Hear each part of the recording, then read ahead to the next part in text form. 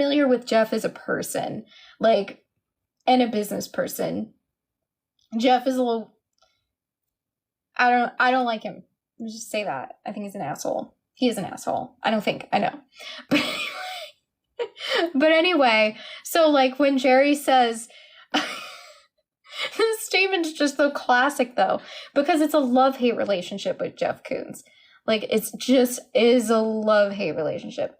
Sorry, no, I do not have a boyfriend now. And I don't plan on having one. It's probably not going to happen. Sorry. I've already determined that 2023 boyfriend is not going to happen. So let's just nix that. Let's just nix it. I'll talk about relationship stuff in specific videos that are not my art lives, but like, that's just, I'm just gonna close that door. Am I open to things? Yes, but I'm closing the door, but I'm not locking it. Just want to cut that conversation off right there. What kind of a question is that? Would you let a boyfriend prevent you from finding your husband? That is a weird question. I'm not even going to answer that because it doesn't even make sense. All right. So the price. So I just want to reread this 2 sentences because I just love it. The artist Khan interviews talk about art as being the only defense they have against fate. These artists gave me faith, except maybe for Jeff Koons. Sorry, I just laugh every time I read that because it's so funny and it's so true, and it just shows the love-hate relationship with Jeff Koons that everybody in our world, well, everybody who's not a billionaire has. All right. So the price of everything gives us Koons in his sprawling studio, overseeing scores of assistants, quietly making his paintings matching colors down to the tiniest scintillas of pigment, or scintillas. I think it's a Spanish word, so I'm going to say scintillas of pigment. As Koons speaks in his Ronald Reagan voice about wanting to make people happy and give them permission, Khan peppers him with questions about costs, prices, power, and being the most expensive artist alive. This stops even the squirrely Koons, who looks hurt, winces, and says he's humbled, quotation marks, humbled. Then he adds plaintively, all I have are my interests. For this 1 second, even an artist as annoying as Koons is deeply human, vulnerable, and desperate.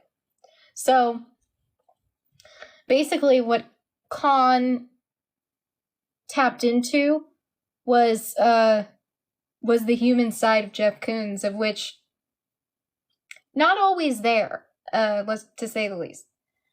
But yeah, so there is a side to Koons that is human, but he definitely rarely taps into it. But Khan was able to get him to tap into it, which is that's pretty amazing. But like I said, like he has a bunch of assistants running doing the studio.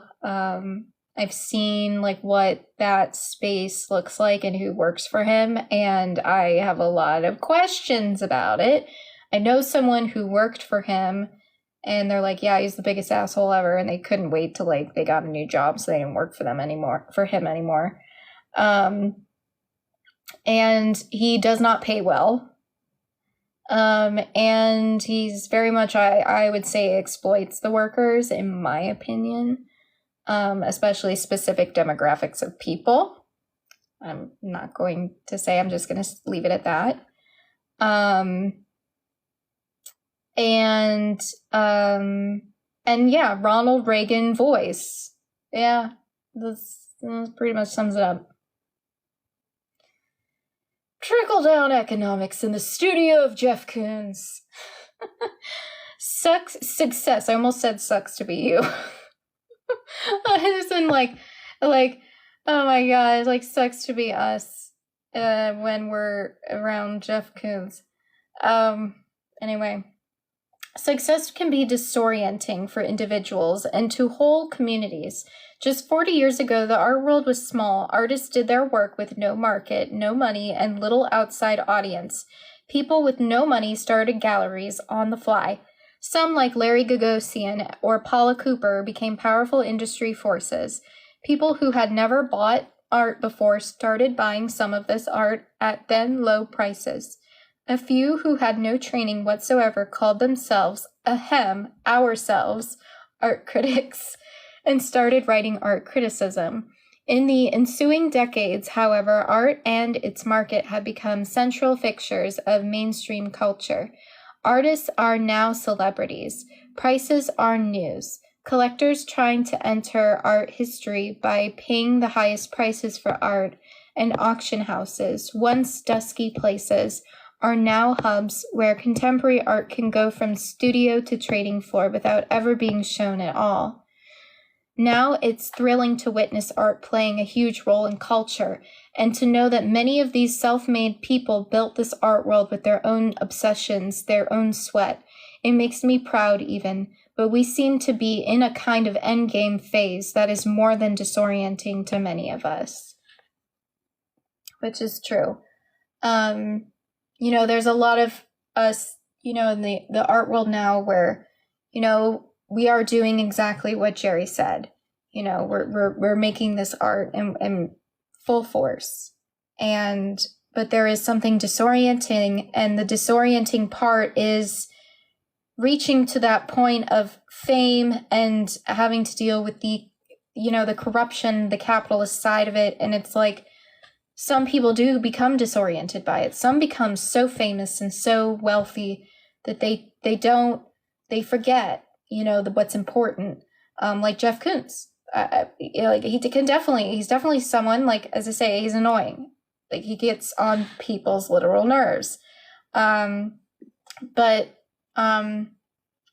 there is still a human side, but it's just they get disoriented in about being in this part of achievement in the industry, and it can just kind of cloud your vision. And that can happen in any, career path. When you start making a lot of money, sometimes you forget, what's really important. I know that, like, for those of us who didn't have money growing up, or still don't have money, a lot of money, maybe more money than we did in our childhood, but, still not enough money, to really live life. But, we,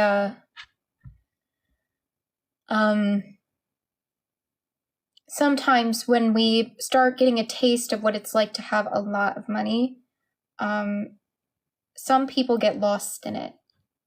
And it's very important to not get lost in how much money you're making, and the high society part, the people, the celebrities, the glamour, that insider part of the world, because it can really cloud your vision. It can really make you do things that you normally wouldn't have approved of doing,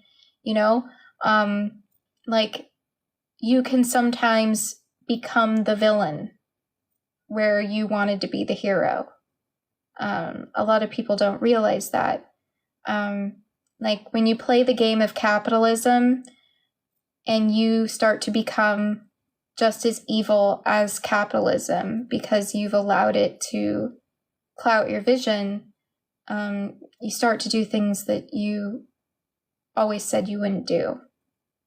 That's why, like, I try to check myself. Like, I know I'm not rich and I'm not powerful or anything like that, but it's a conversation that I do have with myself. Like, okay, so if someone offers you a lot of money and it's life-changing, or your career starts to take off, you have to remember, these are your values, this is what you stand for, this is who you are, and don't ever let anybody change you.